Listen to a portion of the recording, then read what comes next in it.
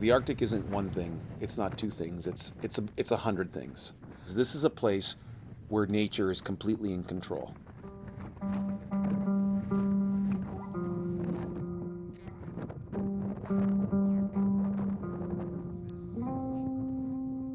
This is a place where, come around November, December, heading into January and February, it's in darkness almost all day. And you have to think about the psychological aspect of that beyond just a place that's cold and isn't about icebergs and polar bears.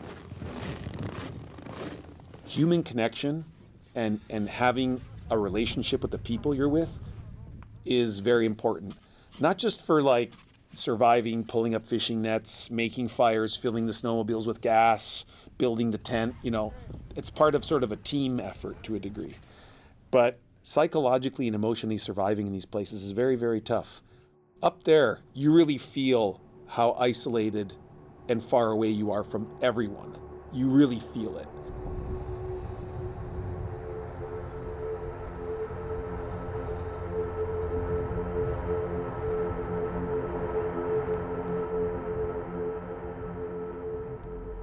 Logistically, this project was probably the most complicated project I ever worked in nearly the 30 years I've been a photojournalist.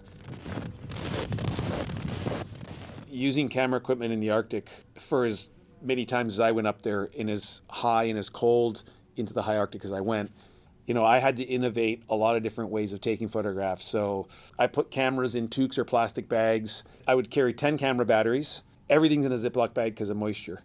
And I would have 5 in each bag, and I would have them inside my large parka, inside my jacket.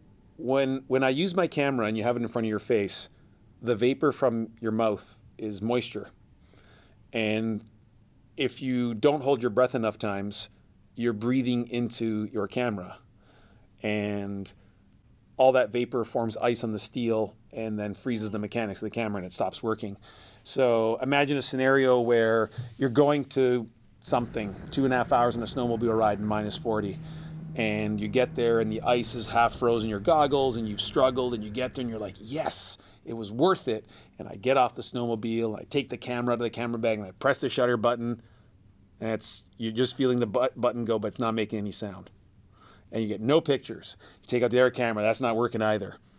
Then you take that camera and you stick it in your parka and try and warm it up. And while you're doing this, I'm missing all these great photographs. And I can't tell you that in my mind I have this portfolio of photographs that never happened because the cameras were frozen.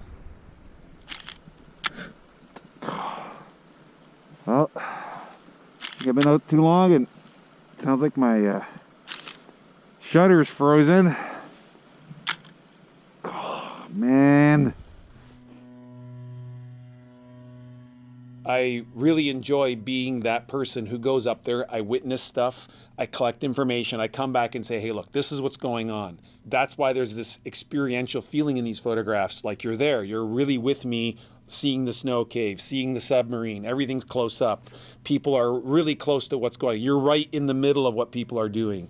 More so than ever, documentary photography and photojournalism is a significant language and way of showing things and documenting things. And when you're in that, especially when you're in the Arctic and it's this extreme experience, you're experiencing some of the things that the people in front of you are experiencing.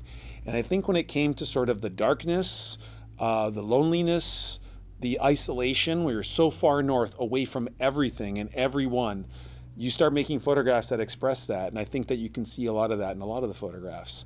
It feels great after nearly 5 years of doing the field work so far that I feel like those photographs, I can show them to you and I don't really need to say anything. And you get it.